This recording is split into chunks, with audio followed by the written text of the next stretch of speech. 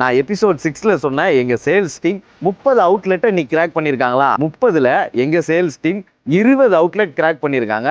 ஏன் மீதி இருக்க அவுட்லெட்லாம் கிராக் பண்ண முடியல அப்படின்னா, அந்த அவுட்லெட்ல ஓனர் இல்ல, அதுவும் இல்லாம ஆர்டர் எடுக்க கொஞ்சம் டிலே பண்றாங்க. அதனால அந்த 10 அவுட்லெட் கிராக் பண்ண முடியல. ஆனா 30ல 20 அவுட்லெட் கிராக் பண்ணியிருக்காங்க. இதுக்கு நம்ம சேல்ஸ் டீமுக்கு ஒரு பெரிய கங்க்ராட்ஸ் பண்ணி ஆகணும். இன்னைக்கு பல்லாவரம் பிரான்ச்சைஸ் அப்டேட்டோட எபிசோட் 7. கோலி சோடானாலே அது ரெஸ்டாரண்ட்ல மட்டும்தான் சேல் ஆகும் நம்ம நினைச்சிட்டு இருப்போம். பட் ஆனா இங்க நடந்ததே வேற. எல்லாரும் பீவரேஜ் சேல்ஸ் ஆகாதுன்னு சொன்ன ஒரு பிளேஸ்ல தான் எங்க கோலி சோடாவை எங்க சேல்ஸ் டீம் வச்சாங்க. இங்கெல்லாம் கோலி சோடா வந்து ஆர்டரே எடுக்க மாட்டாங்க.